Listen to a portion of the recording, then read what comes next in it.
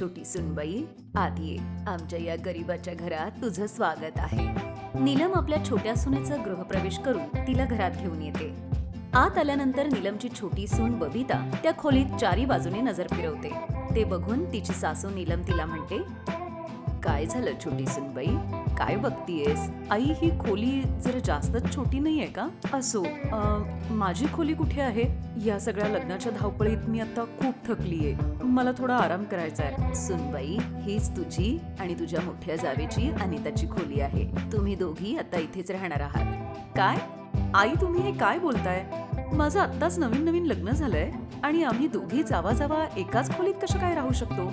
तुला तर माहितीये ना सुनबाई, आमची गरिबी, ही एकमेवच खोली आहे आपल्याकडे.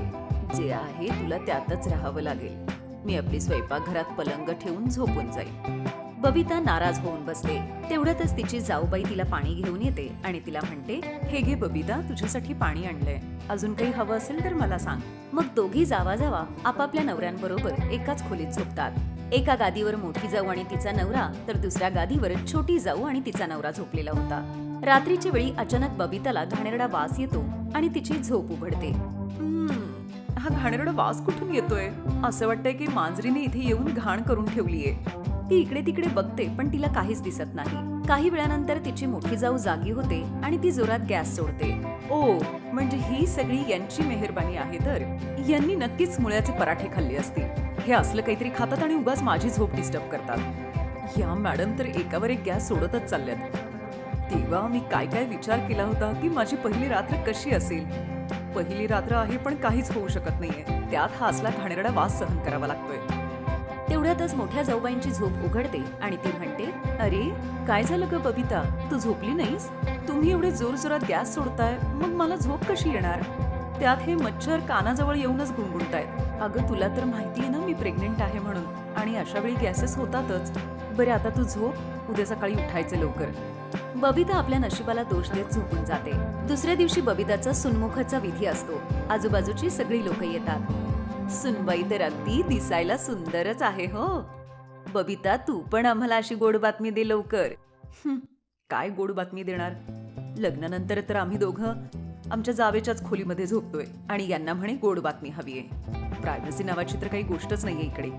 असेच काही दिवस जातात. एकीकडे मोठी जाऊ आपल्या आईशी फोनवरून बोलत होती, तर दुसरीकडे बबिता सुद्धा आपल्या बहिणीबरोबर फोनवर बोलत होती. पण दोघी एकाच खोलीत बोलत असल्यामुळे त्यांना त्यांच्या फोनवर नीट बोलता येत नव्हतं. ओहो, काय त्रास आहे. आता तर फोनवरती सुद्धा नीट बोलता येत नाहीये.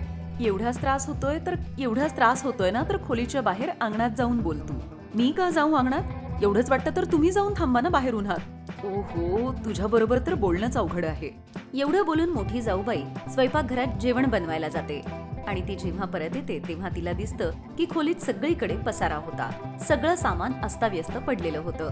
बबिता, हे काय? हा पसारा का केलास तू सगळ्या खोलीत? आणि हा ओला टॉवेल तू पलंगावर असाच टाकलायस? आणि हे कपडे का असे टाकलेत?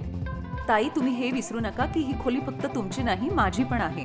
आणि मला माझ्या खोलीत कसं राहायचंय यासाठी मला दुसऱ्या कोणाचीही परवानगीची गरज नाहीये. त्यानंतर मोठी जाऊ प्रेग्नेंट असतानाही त्या खोलीची स्वच्छता एकटीच करते. काही दिवस गेल्यानंतर तिच्या डिलिव्हरीची वेळ येते, म्हणून तिची सासू तिचं डोहाळे जेवणाचा कार्यक्रम ठरवते. त्यासाठी अनिता आरशासमोर उभी राहून तयार होत होती. ते बघून बबिता तिला म्हणते, अनिता ताई, तुमचं आवरून झालं असेल तर जरा आरशासमोरून बाजूला व्हाल का? मला पण तयार व्हायचंय. अगं, डोहाळे जेवण माझं आहे, मग मला तर नीट तयार होऊ दे ना. तू नंतर तयार हो. ओहो, काय त्रास आहे.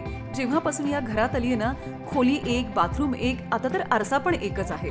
देव जाणे मला आणखी किती दिवस हे असं कॉम्प्रोमाइज करत जगावं लागणार आहे. हा, मग मी पण तर अशीच राहतीये ना. मी आधी कशी आरामात माझ्या खोलीत राहत होते, पण जेव्हापासून तू आलीयस तेव्हापासून माझ्या खोलीचा चेहरा मोहराच बदललाय. राहतेस इथे, पण स्वच्छता मात्र मला एकटीलाच करावी लागते. अच्छा, म्हणजे काय ही खोली फक्त तुमचीच आहे? माझाही ह्याच्यावर तेवढाच हक्क आहे जेवढा तुमचा आहे. शब्दाला शब्द वाढून दोघींमधली भांडणं चांगलीच जुंपतात आणि या सगळ्या गडबडीत अनिताला धक्का लागतो आणि त्या धक्क्यामुळे ती पोटावर खाली पडणारच होती. तेवढ्यात तिचा नवरा नरेश तिथे येतो आणि तो तिला सांभाळतो. देवाचे उपकारच म्हणायचे की तू थोडक्यात पडता पडता वाचलीयस, नाहीतर आज काय होऊन बसलं असतं. नरेश जर आता इथं आला नसता तर तुझ्या अशा वागण्यामुळे त्या बाळाच्या जीवाला काय झालं असतं कल्पना आहे तुला? तुम्हाला दोघींना स्वतःचा नाही तर निदान त्या बाळाचा तरी विचार करायला हवा ना. मला कळते की एकच खोली असल्यामुळे तुम्हाला दोघींना हा त्रास होतोय, पण याचा अर्थ असा नाही की तुम्ही दोघींनी या थराला पोहोचावं. तुम्हाला निदान एवढी तरी समज हवी ना की आपण गरीब आहोत. आता आपण दुसरं घर नाही घेऊ शकत आणि तुम्हाला माहितीये ना, माझी दोन्ही पोरं दिवसभर कष्ट करतायत. हळूहळू घेतील ते दुसरं घर. आम्हाला माफ करा आई, आमच्याकडून चूक झाली. आता आम्ही असं नाही वागणार. हो आई, तेव्हाच मोठा मुलगा नरेश म्हणतो, तुम्ही काळजी करू नका. आम्ही दोघांनी जमीन घेतलीये आणि लवकरच आम्ही तिथे 3 खोल्याही बांधणार आहोत. हो, आम्ही विचार केला होता की आधी तिथे घर बांधू आणि मग तुम्हाला सरप्राईज देऊ. तुम्ही अजिबात काळजी करू नका. आता आपल्या सगळ्या अडचणी दूर होतील. हे ऐकून सासू सुना खूप खुश होतात. आता दोघी जावा एकमेकींबरोबर अगदी छान बोलायच्या आणि आता त्यांच्यामध्ये एका खोलीवरून भांडणं सुद्धा होत नव्हती. काही दिवसांनी त्यांचं घरही बांधून तयार होतं आणि मग त्या दोघीही वेगवेगळ्या खोलीत राहून आनंद. हाय, मी आहे शायनी. जर तुम्हाला मला असंच पाहायला आवडत असेल तर हा व्हिडिओ नक्की शेअर करा आणि हो, हा चॅनलही सबस्क्राईब करायला विसरू नका.